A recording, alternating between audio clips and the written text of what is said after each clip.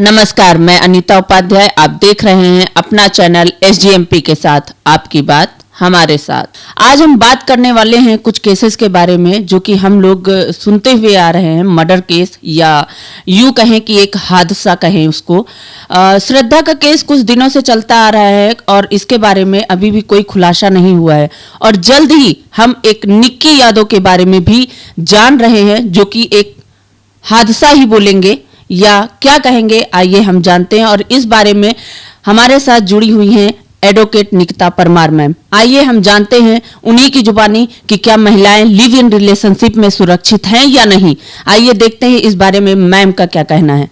नमस्कार मैम। नमस्कार। देखिए, ऐसा है कि जब हम ये मर्डर केसेस देख रहे हैं, आज बहुत बड़ा एक समाज में सवाल उठ रहा है कि एक तरफ तो हम महिलाओं को आगे बढ़ा रहे हैं, बाहर पढ़ने के लिए घरों से बाहर भेज रहे हैं, काम के लिए बाहर भेज रहे हैं।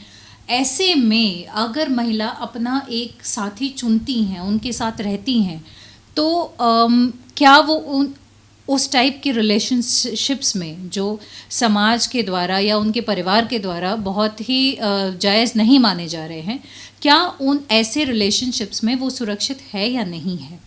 तो हम देख ही रहे हैं, बहुत से लोग आज समाज में सवाल उठा रहे हैं on sanctity of live in relationships कि ऐसे संबंध होने ही नहीं चाहिए।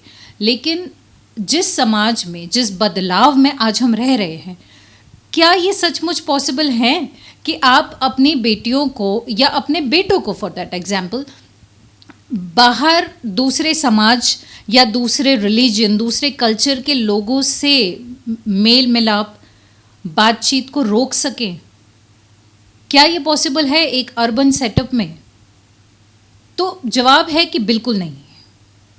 अब हमें ये भी देखना चाहिए कि ऐसी क्या मानसिकता हो रही है आजकल के युवाओं की कि जिनके साथ आप इतना लंबा समय तक एक प्रेम संबंध में या एक फ्रेंडशिप रिलेशनशिप में रहे हैं, उसी व्यक्ति को, उसी महिला को आप इतने निर्दयी तरीके से आप उनकी हत्या कर देते हैं।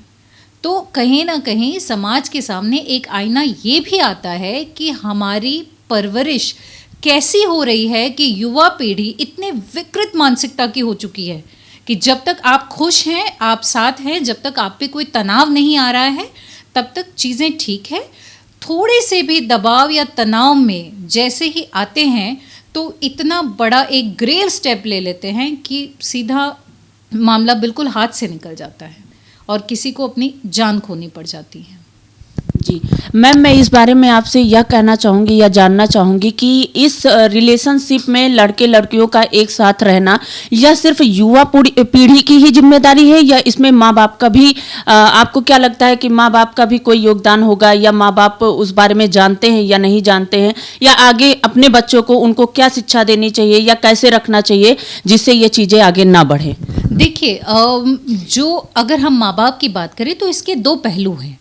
अगर पिछली पीढ़ी, आपके समाज के जो बड़े हैं, आपके घरों में माँ बाप है, अगर पिछली पीढ़ी अपनी आने वाली युवा पीढ़ी को इतनी फ्रीडम देती हैं, चॉइस देती हैं कि ठीक है, अगर आपका मन कहीं मिल रहा है, जैसे अभी निक्की यादव के केस में देखिए, अगर हो सकता था फॉर एग्जाम्पल, अगर उनके घर से, जो अक्यूज्ड है इस केस में, उनके घर से अगर कहीं और शादी करने का प्रेशर ना होता तो शायद ये हादसा ना होता।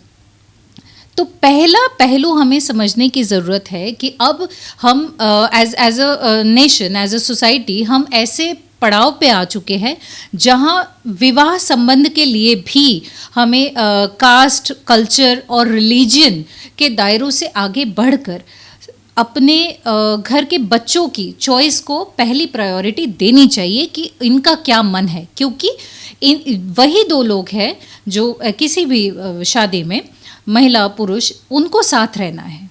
तो पहला तो इस मैच्योरिटी की ज़रूरत बड़ों में भी है, और दूसरी कहीं ना कहीं बात ये भी आती है कि एक सर्टेन लेवल ऑफ मैच्योरिटी युवा पीढ़ी को भी चाहिए। कई बार ऐसा देखा जाता है कि लड़की या लड़का जिस व्यक्ति को पसंद करते हैं, शायद वो उनके लिए बहुत ही सूटेबल नहीं होते हैं, शायद क्योंकि अगर कोई क्रिमिनल टेंडेंसी का है तो हो सकता है कहीं ना कहीं उनकी वो मानसिकता छोटी मोटी चीज़ों में, रोज़ाना चीज़ों में कहीं आपको दिख गई हो। कई बार आपके घर के बड़े, आपके माँ बाप उस व्यक्ति को शायद इसीलिए नहीं पसंद करते हैं और चाहते हैं कि आप भी अपने आंखें खोल कर देखें। तो एक सर्टेन लेवल ऑफ मैच्योरिटी की ज़रूरत लड़कियों में भी है, लड़कों में भी हैं, जो युवा पीढ़ी है। इसी केस में अगर मैच्योर्डली अक्यूज इसको हैंडल करता, शायद वो अपने घर पे आकर अपने बड़ों से कहता कि नहीं, मैं किसी और के साथ रह रहा हूँ और मैं वहाँ ज़्यादा खुश हूँ, तो शायद इस तरीके का हादसा ना होता। तो एक सर्टेन लेवल ऑफ मैच्योरिटी हमें माँ बाप की तरफ से भी होनी चाहिए और ऑफ कोर्स युवा पीढ़ी की तरफ से भी होनी चाहिए। मैम, जैसा कि अभी आपने अपनी बातों में ही कहा है कि सोसाइटी भी इस पे योगदान है, मैम इस बारे में आपका क्या कहना है कि लिव इन में अगर एक लड़का एक लड़की किसी सोसाइटी में रहने जाते हैं और ये बात सोसाइटी वालों को पता है कि उनके परिवार को नहीं पता है, या वो भाग कर आए हैं, या वो किसी भी स्थिति से वहाँ रहने के लिए आए हैं, तो इस पे सोसाइटी को क्या करना चाहिए? उनको वहाँ रहने देना चाहिए या उनको कुछ एक्शन लेना चाहिए? क्या करना चाहिए आपके बारे में? देखिए, as a matter of right एक फंडामेंटल फ्रीडम है सबके पास कि आप कहीं भी रह सकते हैं।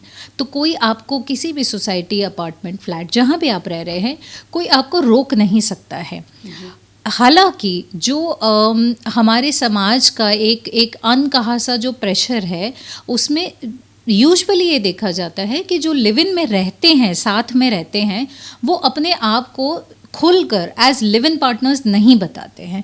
बहुत से केसेस में देखा जाता है जहाँ पे जो घर के लैंडलॉर्ड ही है, जिन्होंने अपना मकान ऐसे कपल को दिया होता है, उन्हें पता नहीं होता है। वो सोचते हैं कि शायद शादीशुदा है, कहीं और से दूर से आए हैं, गांव से यहाँ काम करने आए हैं।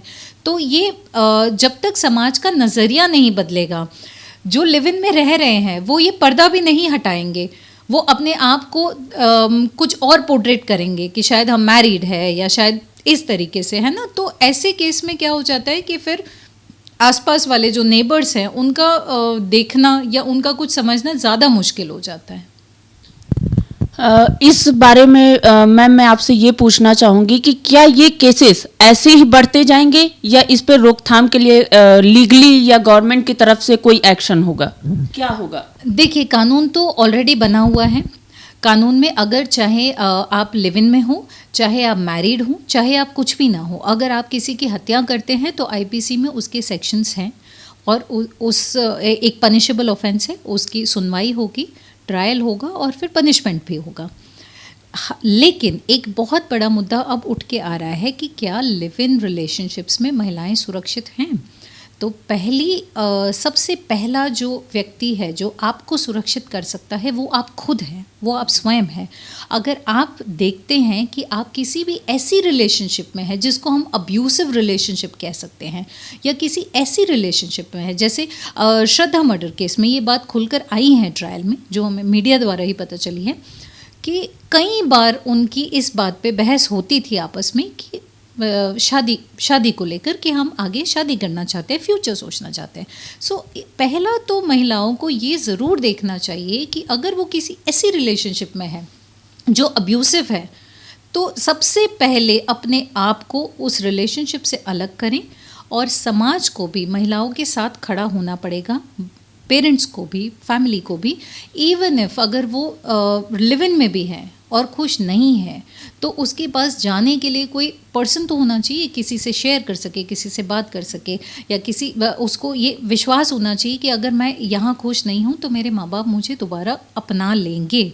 अगर ये सिक्योरिटी मिलती है तो चाहे लिव इन रिलेशनशिप्स हो, चाहे मैरिजेस हो, महिला बेहतर सुरक्षित रह पाएंगी। क्या एक लिव इन रिलेशनशिप में रहने के बाद अगर किसी लड़की को पता चलता है कि लड़के का किसी और के साथ भी संबंध है, या उसको लगता है कि हाँ वो उसके साथ कंटिन्यू नहीं कर पा रही है, या किसी कारणवश उन लोगों में मेल जोल नहीं है, या कई सारे भेदभाव झगड़े होते हैं उनके बीच में, वहाँ पर कहीं ना कहीं ये भी आता है कि लड़कियों के ऊपर वो लड़का दबाव बना के रखता है कि बोले तो एक तरह का उसको धमकी दे के रखता है। तो इस बारे में आप क्या कहेंगे हमारे जनता को, जिससे लड़कियां इस चीज़ से थोड़ा सा आगे बढ़ें?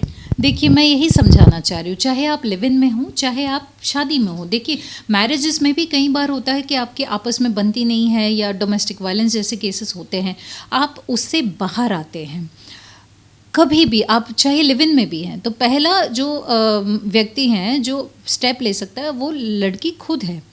अगर उसको लगता है कि मैं दबाव में हूँ, प्रेशर में हूँ, किसी भी तरह के इवन अगर मैं एक इमोशनल ब्लैकमेल में आ रही हूँ, तो उसकी जिम्मेदारी सबसे पहली ये बनती है कि अपना सतर्क रहे और उस रिलेशनशिप से बाहर आए। समाज को मैं इसलिए कहती हूँ कि ऐसी महिलाओं के लिए कई बार हो जाता है कि अगर वो बाहर आएंगी तो कई बार महिलाएं सोचती हैं कि किस मुंह से मैं अपने परिवार में वापस किस मुंह से जाऊं, वो लोग क्या कहेंगे। सो इस तरीके के जो चीज़ें हैं जो एक दबाव बनाए रखती हैं, उसमें हमें चाहिए कि पेरेंट्स और समाज इस चीज़ को समझें, इस चीज़ को एक्सेप्ट करें। और दूसरा पहलू इसका ये भी है कि अगर आप लिव इन रिलेशनशिप में हैं तो कहीं ना कहीं आपने भी, एक लड़की ने भी सहमति दी हुई है कि आप चाहें तो अलग भी हो सकते हैं विदाउट अ लीगल प्रोसेस। सो लड़की को ये भी समझने की ज़रूरत है कि अगर आपका मन मुटाव हो रहा है, साथ नहीं बन रहा है, तो एक लड़का दूसरे पार्टनर को चुन सकता है। मैम, इस सारे केस को लेकर समाज में कई सारे ऐसे दबदबाव बने हुए हैं जिसके कारण माँ बाप आजकल लड़कियों को नौकरी करने भी नहीं दे रहे हैं। जहाँ तक कि मैं जानती हूँ कि प्राइवेट नौकरी के लिए अगर कोई लड़की कहती है, अपना मन इच्छा रखती है कि मैं काम करना चाहती हूँ, लेकिन ऐसे केसों से माँ बाप इतना डरे हुए हैं, इतना भयभीत हो रखे हैं कि वो लोग अपनी लड़कियों को काम करने की सहमति नहीं देते हैं। तो इस बारे में आपका क्या कहना है? देखिए, नेचुरल है, आज से नहीं, हमेशा से जब भी हम बात करते हैं कि महिलाओं के खिलाफ जुर्म हो रहा है, तब हमेशा महिलाओं को ही दबाया जाता है। अगर रेप के केसेस आते हैं तो हम महिलाओं को ही बोल देते हैं कि उन्हें कपड़े ज़्यादा पहनने चाहिए, उन्हें रात को नहीं बाहर जाना चाहिए, और कुछ पार्टी नहीं करो, अल्कोहल का सेवन ना करो। ऐसे बहुत सारे रिस्ट्रिक्शंस हम महिलाओं पे लगाते हैं। जाहिर सी बात है, जब भी आप सिक्योरिटी की बात करते हो तो वो साथ साथ अपने रिस्ट्रिक्शंस भी ले आती हैं, लेकिन इसका सोल्यूशन, महिला सुरक्षा का सोल्यूशन महिलाओं को दबाना, घर में बिठा देना, रेस्ट्रिक्ट करना बिल्कुल नहीं है। अगर आप उन्हें इजाज़त ही नहीं देंगे तो ऐसे केसेस हो सकता है बढ़े। बल्कि हमें उल्टा चाहिए कि हमें अपनी घर की लड़कियों को काम के लिए, पढ़ाई के लिए बाहर भी भेजना चाहिए, और उन्हें ये फ्रीडम भी देनी चाहिए कि अगर वो किसी तरीके के प्रेम संबंध में हैं और शादी करना चाहती हैं तो उनकी खुशी भी देखनी चाहिए। ओके मैम, धन्यवाद आपका। जैसा कि अभी हमारे साथ एडवोकेट निकिता परमार मैम, जो कि एक जानी मानी दिल्ली की एडवोकेट हैं, उन्होंने कहा है कि उनके नजरिए से कोई भी लड़की काम करे वह गलत नहीं है, कोई भी बाहर लड़की जाए रात को वह गलत नहीं है, किसी भी तरह का पार्टी करना वह गलत नहीं है। जैसा कि हम सब जानते हैं कि लड़कियां आजकल सुरक्षित नहीं हैं, फिर भी एक महिला एडवोकेट का कहना है कि कोई भी चीजें गलत नहीं है, उसको आप अपने तरीके से ले। जहां तक कि उन्होंने हमको बोला या आप सबको भी बोला है कि यह चीज गलत नहीं है, अपनी सुरक्षा लड़कियों को खुद ही करनी पड़ेगी। इसी तरह हमारे साथ जुड़े रहिए कैमरामैन मोहित सती के साथ, आपका अपना चैनल SGMP के साथ, आपकी बात हमारे साथ।